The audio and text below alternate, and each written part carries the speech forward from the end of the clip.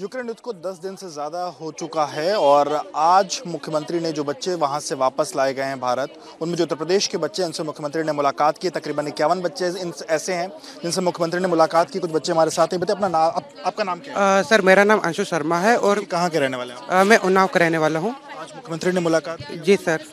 क्या कहा मुख्यमंत्री ने और कब? पहली चीज स्थिति कैसी है यूक्रेन में? सर स्थिति बहुत भयावह है यूक्रेन में और आज हम मुख्यमंत्री जी से मिले, उन्होंने वहाँ का हाल जाना, क्योंकि जो वहाँ पे है वो तो हमें बता सकते हैं। मुख्यमंत्री जी ने आश्वासन हमें दिया है कि जो हमारी पढ़ाई बीच में रोकी गई है उसको शायद हम या तो एनएमसी बिल में अमेंडमेंट करेंगे जिसकी बात चल रही है, और या फिर हम जितने बच्चे हैं यूपी के 2400 बच्चे उनको यूपी में ही दाखिला दिया जाएगा। ये आश्वासन हमें दिया गया है। कितने दिन पहले आप लौट के आए? सर मैं 3 दिन पहले लौट के आया हूँ। तो आने के समय जो समस्याएं थी, कैसे मतलब आप पैदल ट्रैवल किए, कैसे गए, क्या हुआ? मैं आपको सब बताता हूँ सर।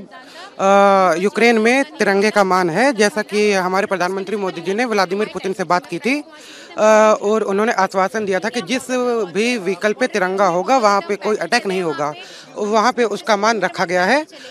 इवन पाकिस्तानी स्टूडेंट्स भी हमारे तिरंगे को लेकर निकले हैं भारत माता की जय बोलते हुए, और बाद में नाइजीरियन स्टूडेंट्स ने भी तिरंगा लगाकर बॉर्डर क्रॉस किया।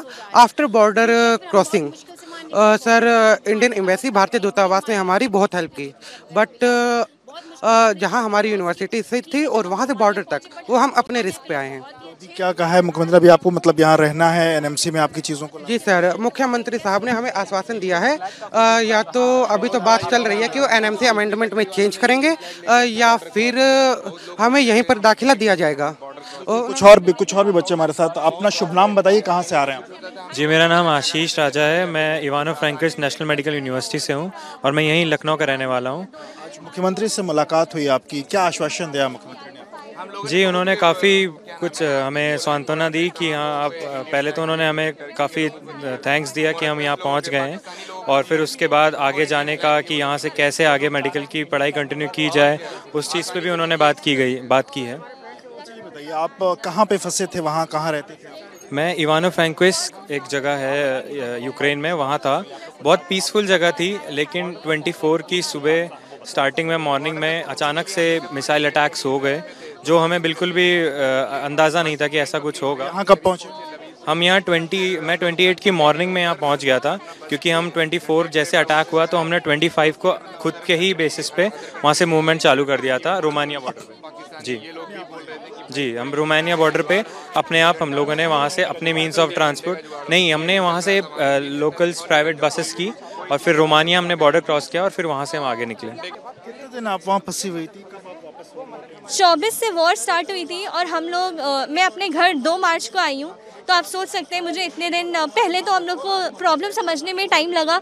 हम लोगों ने बस की, फिर उस हिसाब से फिर बॉर्डर पे टाइम लगा, तो यही सब है। फिर उसके बाद जब हम बॉर्डर से निकल लिए तो प्रोसेस बहुत स्मूथ था, तब तो कोई दिक्कत नहीं थी, लेकिन बॉर्डर तक पहुंचने में हमें काफ़ी टाइम लग गया। हमें 3-4 दिन यही सब करने में लग गया। तो अभी मैं यहाँ पे आ गई हूँ और मेरे और जो दोस्त फंसे हैं, मैं बस उनसे यही मेरा विश्वास है कि इंडियन एम्बेसी उन्हें भी लाएगी। सूमी में जैसे मेरे 467 दोस्त फंसे हुए हैं।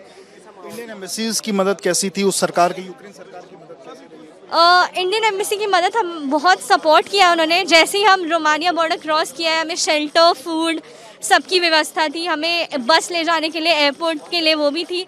हमें कुछ पे नहीं करना था, कोई चिंता की बात नहीं थी। सारे वॉलंटियर्स खड़े थे वहाँ पे and they all guided us. Even हम एयरपोर्ट भी जाएंगे तो वहाँ पे हमारे ऑफिशियल्स खड़े हैं जो कि हमारी लिस्ट बना के हमें फ़्लाइट कराते हैं, और हम यहाँ आते हैं तो यहाँ पे तो ऑब्वियसली सब लोग हैं।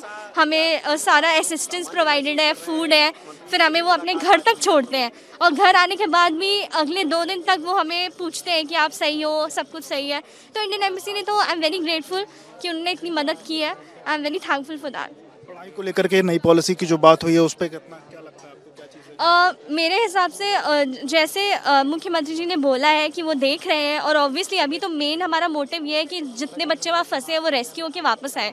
उसके बाद मोदी जी ने ज़रूर इस बारे में सोचा होगा और वो अभी सोच रहे हैं। अभी ये प्रोसेस में है और हमें ज़रूर मिलेगा, क्योंकि उन्होंने बोला है कि वो हमारी पढ़ाई के बारे में सोच रहे हैं और वो हमारे भविष्य को ख़राब नहीं होने देंगे।